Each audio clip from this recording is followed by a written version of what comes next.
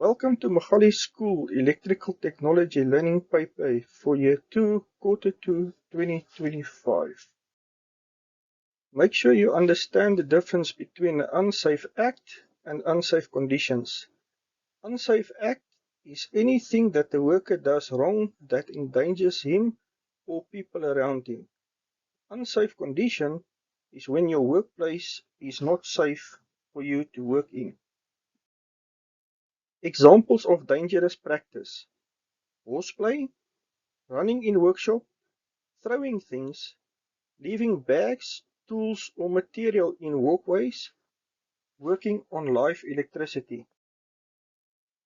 Good housekeeping principles include dust and dirt removal, no eating in centrum, clean floor and surfaces, enough light in workshop, tools should be in good condition, make sure all tools are neatly placed away in their right place, regular maintenance on all fixtures, regular waste disposal, keep storage area clean and organized.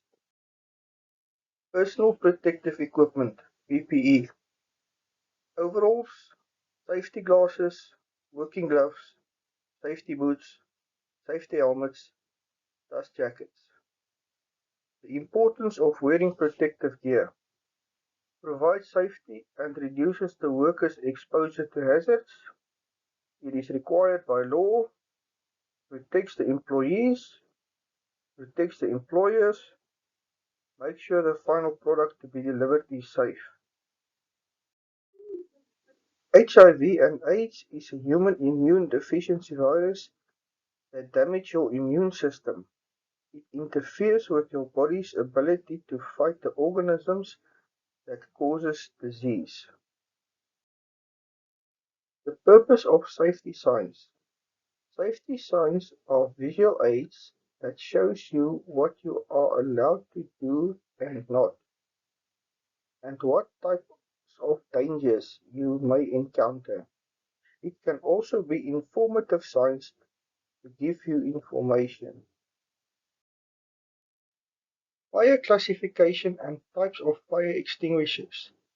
It is important to know which fire extinguisher you can use for what type of fire. Class A fires, that is burning solids such as paper, wood and plastic. You can use a water fire extinguisher, a foam fire extinguisher or a dry powder extinguisher. For Class B fires, that is for flammable liquids such as paraffin, petrol and oil, you can use a foam fire extinguisher, a dry powder extinguisher or CO2 fire extinguisher. Class C fires, which is for flammable gases such as propane, butane and methane, you can only use a dry powder extinguisher. Class D fires, for metals such as aluminium, magnesium and titanium, can also only use a dry powder extinguisher. Class E fires is fires involving electrical apparatus. You can only use dry powder extinguisher. Class F fires for cooking oils and fat. You can use a wet chemical extinguisher, dry powder extinguisher, or a CO2 fire extinguisher. Electricity rules. Respect the subject and know the dangers. Make sure the power is switched off when you work on electrical equipment. Do not tamper with electricity. None of the panel board's power will be switched on without a teacher. Water and electricity do not mix. Be careful when you work with electrical equipment. Don't work with equipment if there is no supervision or if you don't know how to use the equipment. Here we have a list of components that must be in a first aid kit. Plasters in various sizes, sterile gauze dressing, sterile eye dressing, triangular badges, strep rolled bandages, safety pins, disposable gloves, tweezers, scissors, alcohol-free cleaning wipes, sticky tape, thermometer, skin rash cream, painkillers, cough medicines, antihistamine tablets, distilled water, and eye wash. Here are some tools, test equipment, and symbols that you will find in the electrical field. Top left is a tap and die set. Middle left is a Megger or insulation tester. Bottom left is a multimeter. Top right, solar panels that is used for solar energy. Middle right is the symbol for a buzzer. And at the bottom right is wind turbines. Know the difference between renewable energy sources and non-renewable energy sources. Renewable energy sources can be used multiple times. For example, solar panels, hydroelectricity, wind turbines, fuel cells, geothermal energy, and marine energy. Non-renewable energy can only be used once, for instance, nuclear energy and fossil fuels. Here is a list of different tools that we use in the workshop. A is a concrete drill bit. It's used to drill into masonry and concrete. B is a steel drill bit used to drill into different metals. C is a couple of different wood drill bits for drilling clearly through wood. E is a flap disc. It's used for metal finishing. E is a grinding disc used for grinding hard materials, for example, ceramic tiles, concrete, and steel. F is a soldering iron. It's used to semi-permanent combine wires or components. G is a fish type. It's used to route new wiring through walls and electrical conduit. H is a wire stripper. It's used to strip electrical insulation from electrical wires. Here is some more tools that we use every day. Number one is a side cutter, and it's used to cut wires. Number two is a long nose pliers, and it's used to grip small objects, reach in awkward places, holding wires, and attach wires. Number three is a combination pliers, which is used for gripping, twisting, bending, and cutting of wires. And the last one is a steel ruler. It's a line gauge to measure distance or to rule straight lines. This is the soldering iron. The function, a low temperature connection tool that is used to semi-permanent combine wires or components. Safe use, don't touch the metal tip, use away from your body, don't use to burn other materials. Maintenance and care, clean tip regularly and apply solder at the end of each use. This is the solder sucker. The function, it's a tool used to suck up all the solder when busy soldering. Safe use, don't burn it with a soldering iron, don't use as a hammer, don't throw it at someone. Maintenance and care, clean the sucker regularly and check the mechanism.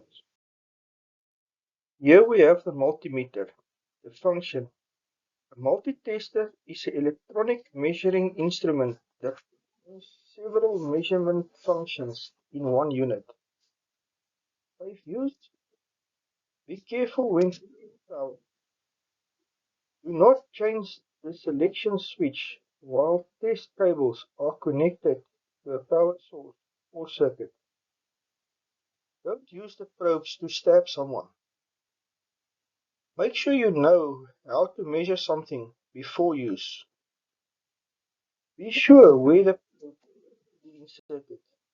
Maintenance and care, check the batteries and switch off after use. The use of a multimeter as an amp meter. Connect the red test probe to the milliamp terminal if the current is less than 200 milliamps. If it is more than 200 milliamps, it must be connected to the 10 amp terminal. The black cable is connected to the COM terminal. Use the DC amp scale and starting with the highest value scale down until the best resolution is found.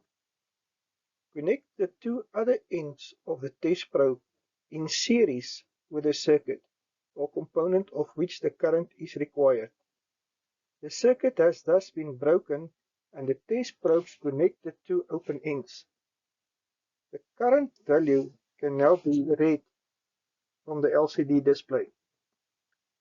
Ensure the amp meter is connected in series as shown in the circuit.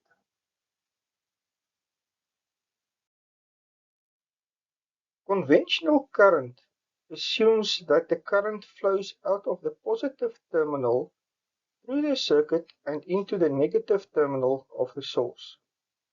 This was the convention chosen during the discovery of electricity. They were wrong.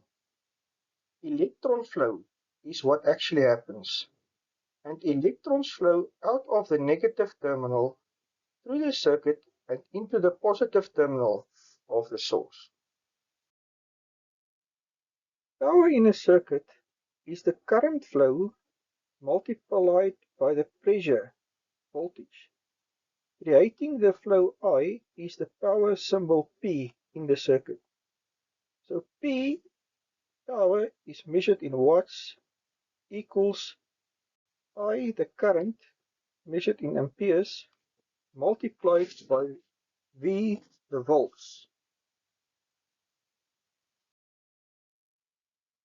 Here is some exercises that you can do to calculate the resistance and the current and the voltage in a circuit using Ohm's law. So study this circuit and you will see there's two resistors in series, 130 ohm R1 and R2 is 270 ohm, each of which has got a voltmeter across them. Then the current flows through the ammeter 3. The switch is closed, so the current is flowing, and you've got a 12-volt battery. Using Ohm's law, the triangle which is V over I times R at the bottom, see if you can calculate R total. Remember, it's a series circuit. So R total will equal R1 plus R2. Then after you got your answer there, you can work out the current that is flowing through the ammeter 3. Current is I equals V over R if you look at Ohm's law.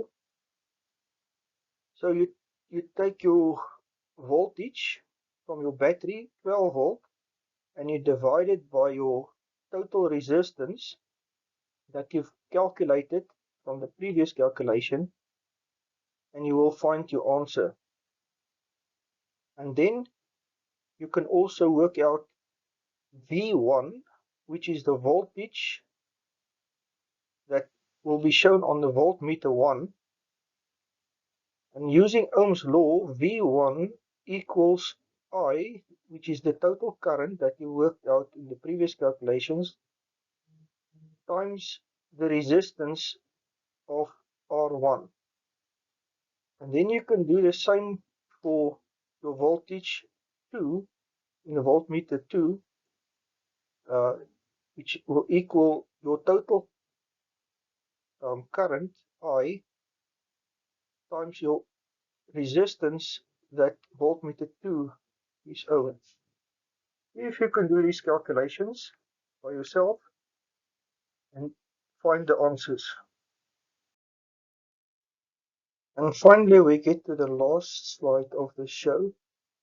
What does a battery consist of? It consists of more than one cell connected in series or in parallel. Thank you for watching and all of the best with the exam.